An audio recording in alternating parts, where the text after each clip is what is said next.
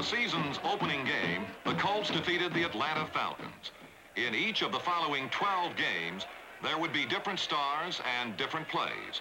Only one element would remain constant. The Baltimore Colts would never lose.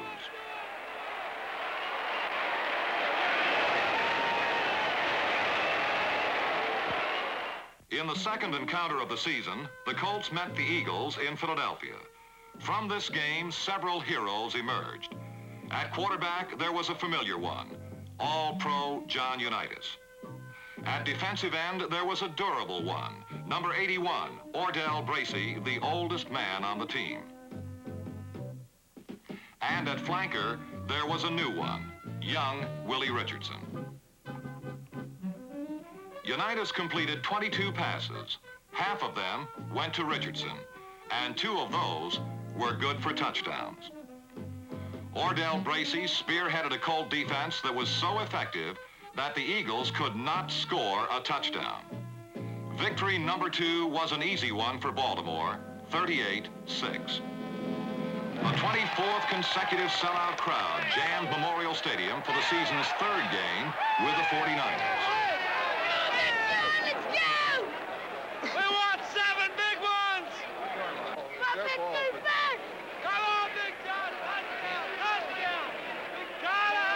High-blown hopes of the unbeaten 49ers were suddenly deflated under the precise probing of John Unitas. John's receivers in this game provided a typical Colt mixture of youth and experience. At one end of the scale was Ray Perkins, number 27, a rookie from the University of Alabama. This was his first starting role as a professional, and he pulled in 2 touchdowns and gained more yards catching passes than anyone else on the field.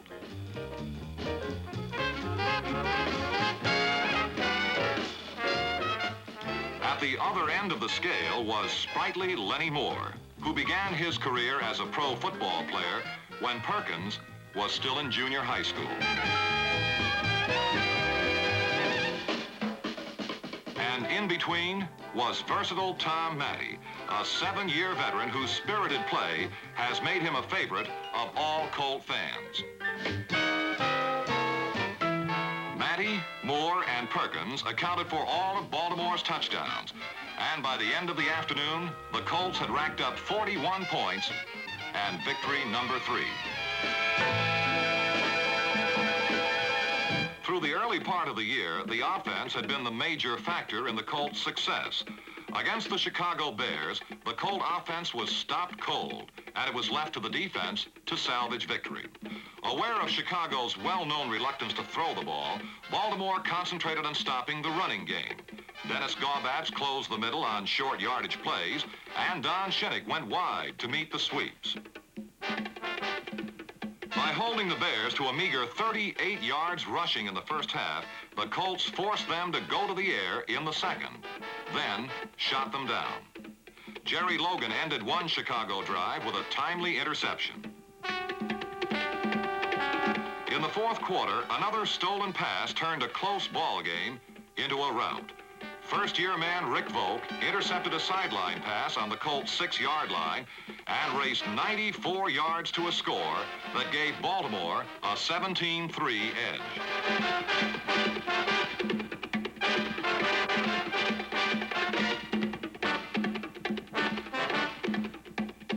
2 minutes later, Billy Ray Smith forced the Chicago quarterback to fumble. Ordell Bracy scooped up the loose ball and galloped into the end zone. The defense, with its 2 touchdowns, was also the backbone of the offense in this 24-3 triumph over the Bears. The victory gave the undefeated Colts sole possession of first place in the Coastal Division.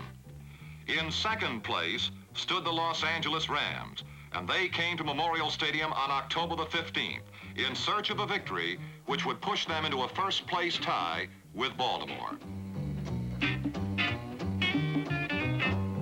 For 60 minutes, the 2 strongest clubs in pro football engaged in a wide-open, all-out battle.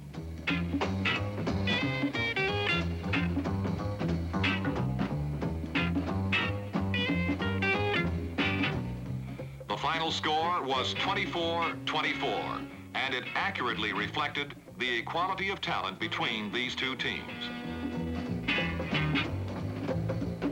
Los Angeles was fast and brilliant. They scored easily, or they did not move the ball at all.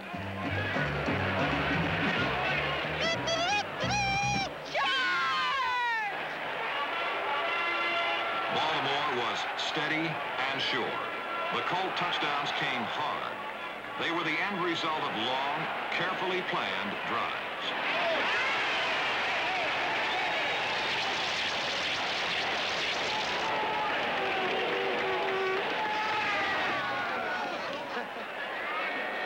In the fourth quarter, a Baltimore march gained added momentum from a series of face-masking penalties called against the Rams. Flag on the play.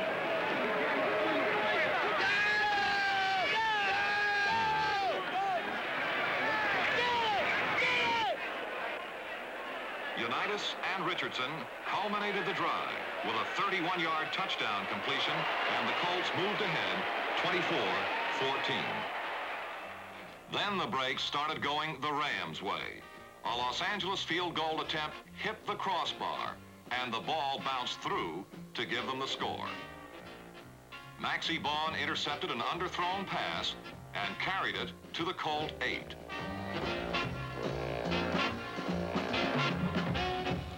Three plays later, Roman Gabriel danced away from a mob of potential tacklers and hit Bernie Casey with a touchdown pass, which tied the game at 24-all. The decision was a draw, for the time being at least. But 9 weeks in the future, these two fine teams would meet again in a different stadium and before a different audience. And on that day, all the hopes and dreams of the entire season would be wrapped neatly into a single game.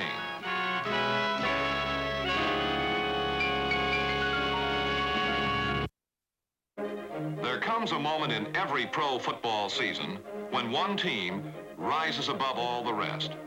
For the last 3 years, this moment of revelation has occurred in a game involving the Baltimore Colts and the Green Bay Packers. In 1964, Lenny Moore raced to the winning touchdown to give Baltimore a resounding victory over the Packers, and the Colts went on to win the Western Conference Championship. In 1965, Don Chandler kicked a 20-yard field goal in sudden death overtime, and Green Bay won 13-10. Vince Lombardi's Packers then went on to defeat the Cleveland Browns in the World Championship game. In 1966, Willie Davis ended a last-gasp Baltimore rally when he forced John Unitas to fumble. Green Bay recovered and preserved a 14-10 victory. 1 month later, the Packers beat the Kansas City Chiefs and were world champions for the 2nd straight year.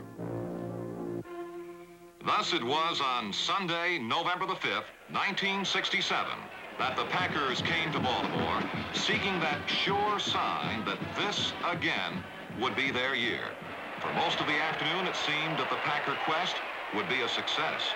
When Bart Starr threw a 31-yard scoring pass to Donnie Anderson, Green Bay moved ahead 10-0, and the Packers appeared sure winners for the 3rd year in a row. But Green Bay had not counted on the fierce determination and desire of the Colts. Feelings born from 2 years of frustration and defeat.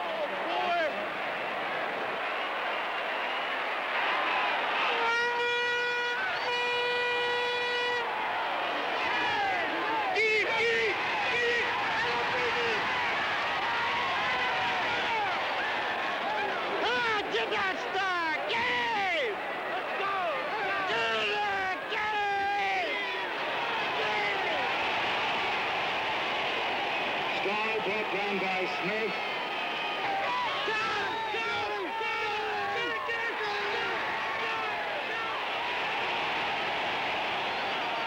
Strong, brought down by Bracey and Miller.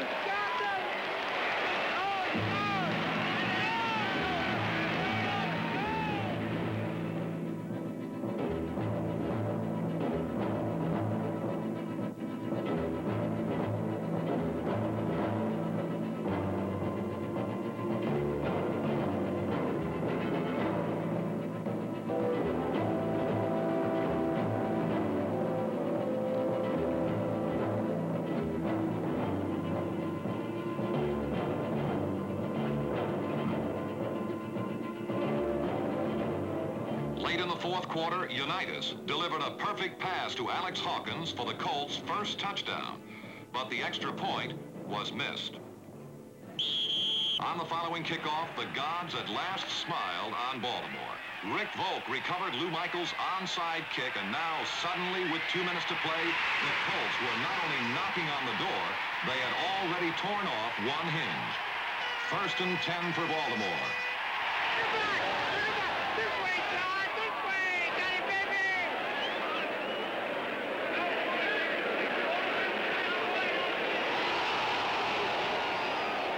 Intended for Richardson.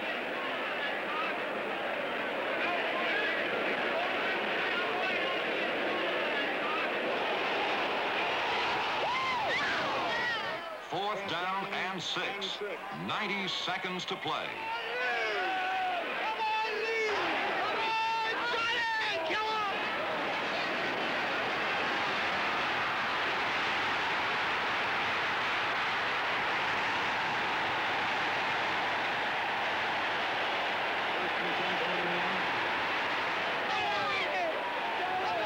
Colts!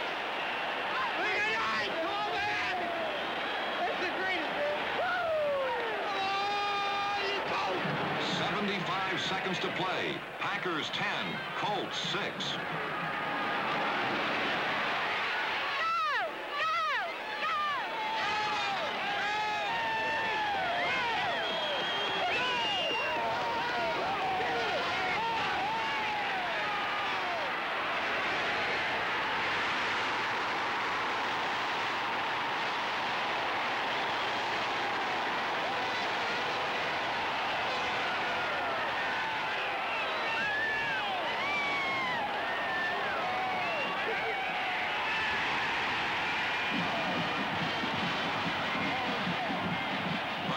Had beaten the world champions. They had beaten the big bully on the block, and now they felt they could lick anyone. There had been 3 different starters at split end. In the beginning, there was veteran Raymond Berry.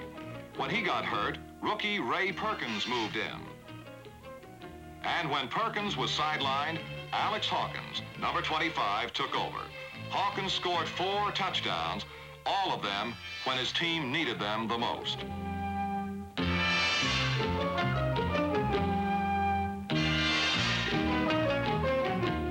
At flanker, Jimmy Orr suffered a dislocated shoulder in the opening game.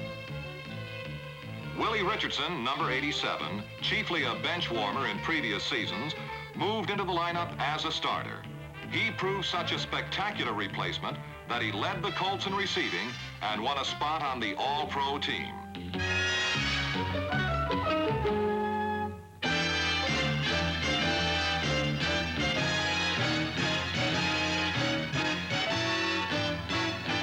But like the Rams, the Colts too had outstanding individuals. The most prominent, of course, was number 19, the lean, tough gentleman from Louisville who can throw a football better than any man alive. Because of his daring leadership and because of his flawless skill as a passer, he was the overwhelming choice as the league's most valuable player of 1967. No one ever deserved it more than 34-year-old John Unitas.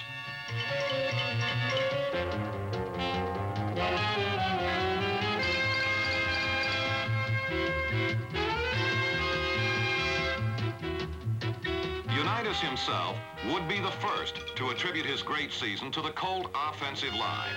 Tight end John Mackey provided an effective shield for Unitas on the flank, while center Dick Szymanski, number 52, patrolled the middle. Guards Glenn Ressler and Dan Sullivan upheld the tradition of excellence established by the retired Jim Parker. Tackles Sam Ball and All-Pro Bob Vogel protected Unitas so well that he went into the final game with a record of having been thrown only 18 times all season while attempting to pass, the lowest mark in the league. When opposing defenses became overly conscious of the pass, Unitas would call on any one of 4 determined running backs. Tony Lorick, number 33, is a bursting runner who depends more on power than speed to break away. Fullback Jerry Hill, number 45, has developed an approach to the game stripped of all but essentials, as basic as a truck going downhill.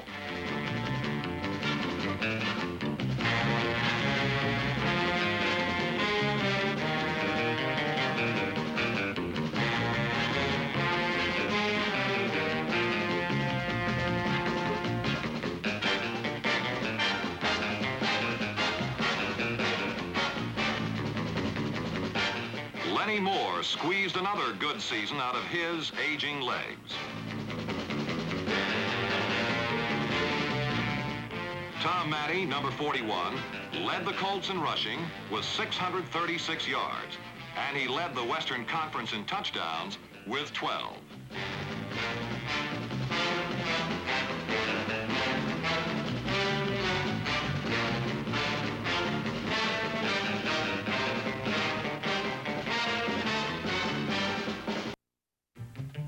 The Colt defenders had the same flair for the spectacular as the offense. Bobby Boyd, number 40, captained the defense which led the NFL in interceptions and allowed only 21 touchdowns, the lowest total in the league.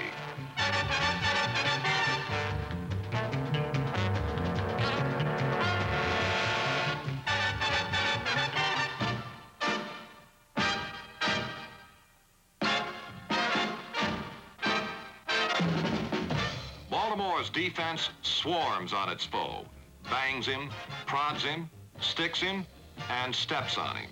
It stunts and squirms, hits and slides, penetrates and scrambles, and never lets up.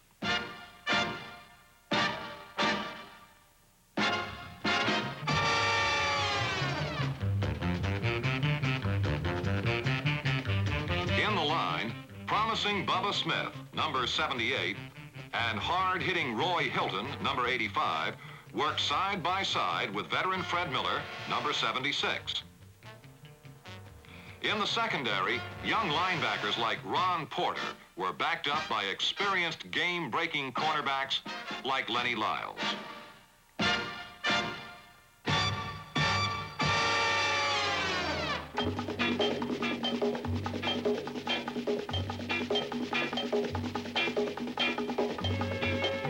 Defense, offense, depth, there were many reasons for Baltimore's great year. They had come from behind to win, and they had held on to win. They had won with a long bomb, with a clock-beating drive, and with a desperate goal line defense. They had won throwing, catching, running, kicking, and screaming. They needed only one more victory to become the first team in 25 years to complete a season without a defeat. A determined Baltimore Colt team left for Los Angeles on board a United Airlines jet mainliner. 15 of the 16 NFL teams fly the friendly skies of United.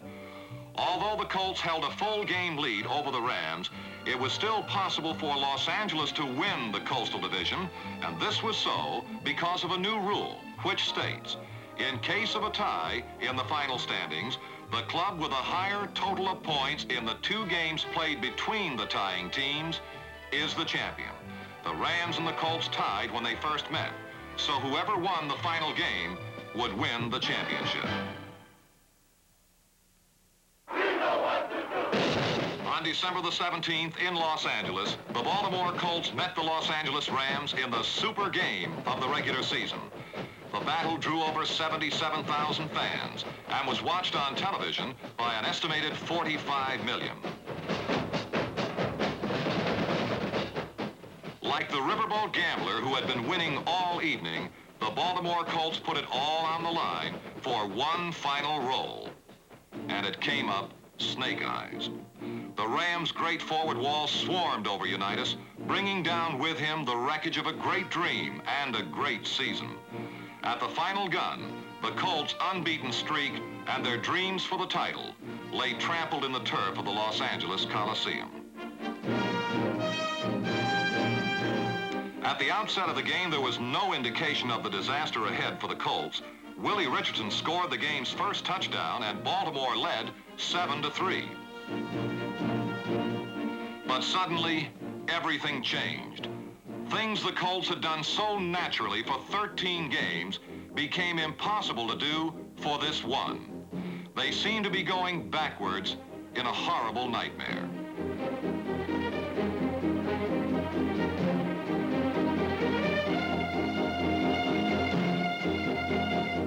Ultimately, it became a question of whether the Colts could make up for all of the mistakes, fumbles, and interceptions and force something to go right on a day when everything was going wrong. But they just couldn't. There was too much Jones, too much Gabriel, too many points against them. At 4:14 Pacific Standard Time, it was all over. The Rams were champions, and the Colts were no longer unbeaten. The people of Baltimore will never forget 1967. Their Colts lost only one game, yet finished second in their division. The players, too, were forced to accept a sad truth. 1967 was still not their year to be champions. But they had much to be proud of. They had gone through 13 games unbeaten. And a year of glory could not be erased by a single day of defeat.